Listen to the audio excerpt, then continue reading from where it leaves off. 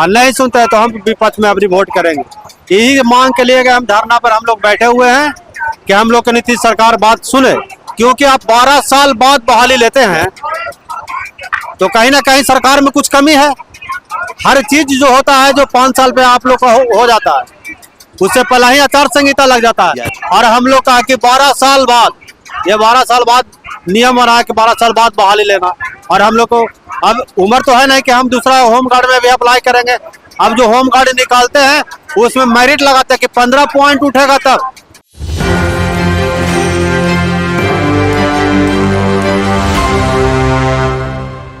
नमस्कार, मेरा नाम खुशी है और आप देख रहे हैं एक न्यूज़ 24। जैसा कि हम आपको बता दें कि इस वक्त जो है हम अभी मौजूद हैं गर्दनी बाग धरना प्रदर्शन पे। और जैसा कि आप देख सकते हैं बिहार गृह रक्षा वाहिनी जो है इनका धरना प्रदर्शन कई दिनों से जो है लगातार चल रहा है। इनकी क्या मांगे हैं सरकार से वो हम पूछेंगे। क्या मांग है आपकी सरकार से? हम लोग के मांग यही है नीतीश सरकार से कि 2011 में फॉर्म अप्लाई हुआ, 12 साल के बाद बहाली ली गई, तो सब आप लोग उनको इलेक्शन या मुखिया का हो, विधायक का हो, कोई का भी इलेक्शन हो, हर 5 साल पे इलेक्शन होता है। हम लोग के 12 साल के बाद यानी 23 में दौड़ाया गया, तो हम लोग का नियुक्ति पत्र मैंने 12 अंक 13 अंक उठाते भर में भी हम लोग को जवान लोग नहीं करवाए। यही हमारा नीतीश सरकार से मांग है कि हम लोग को भी नियुक्ति पत्र दिया जाए। सबको दिए हैं, हम लोग को नहीं दे रहे हैं। कहीं ना कहीं ये सरकार जो है, हम लोग विपक्ष के भी सरकार हम लोग से कुछ नहीं। अगर तेजस्वी भाई अगर हम लोग के बात को अगर समर्थन कर दे तो इस बार हम नीतीश कुमार के वोट ना देके हम तेजस्वी सरकार को वोट करना चाहूँगा। अगर हमारी बात सुनते हैं तो ठीक है, और नहीं सुनते हैं तो हम विपक्ष में अपनी वोट करेंगे। यही मांग के लिए हम धरना पर हम लोग बैठे हुए हैं कि हम लोग की नीतीश सरकार बात सुने, क्योंकि आप 12 साल बाद बहाली लेते हैं तो कहीं ना कहीं सरकार में कुछ कमी है। हर चीज जो होता है जो 5 साल पे आप लोग का हो जाता है, उससे पहले ही आचार संहिता लग जाता है। और हम लोग का कि 12 साल बाद, ये 12 साल बाद नियम बना है कि 12 साल बाद बहाली लेना। और हम लोग को अब उम्र तो है नहीं कि हम दूसरा होम गार्ड में भी अप्लाई करेंगे। अब जो होम गार्ड निकालते हैं उसमें मेरिट लगाते हैं कि 15 पॉइंट उठेगा तब।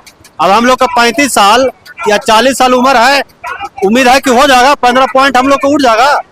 अब हम लोग फॉर्म भरने के भी लायक किसी में नहीं रहे, क्योंकि हम लोग का उम्र पहले सीमा समाप्त कर दिया गया। 11 साल के बाद कोई 30 में 35 में फॉर्म भरा, वो भी उसका उम्र किसी का 45, किसी का 46, किसी का 40 हो चुका है। हम लोग किसी भी आवेदन सरकारी विज्ञापन में नहीं भर सकते हैं, और फिर भी अभी तक हम लोग को दरकिनार करते हुए टाला जा रहा है। अभी तक हम लोग को नहीं लिया जा रहा, इसीलिए हम लोग यहाँ तक आ चुके हैं। और अपील है सरकार से, यही कहेंगे कि हम लोग का को नियुक्ति पत्र दिया जाए।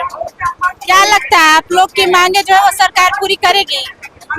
अब हम लोग को तो आशा है पूरी करेगी, लेकिन अब सरकार क्या करेंगे नहीं करेंगे वो तो आप ही लोग ये बात सरकार तक पहुँचाने का। हम लोग का सन 2011 का फॉर्म भरा हुआ था, और इतना दिन लेट करने के बाद सन 2023 में हम लोग का फिजिकल पास किया। फिजिकल पास सभी हम लोग अभ्यर्थी हैं, किसी का 8 नंबर, किसी का 11 नंबर, किसी का 13 नंबर। तो जब फिजिकल पास पर ही मेरिट लगने का मुद्दे थी, तो इतना दिन आपने नीतीश सरकार ने लेट क्यों किए? इसलिए हम लोग नीतीश सरकार से यही मांग है कि हम लोग जितने भी सफल अभ्यर्थी हैं उस सभी सफल अभ्यर्थी को आप जो है आप चयनित करने का काम करें, और हम लोग बाद में हम लोग समर्थन करेंगे।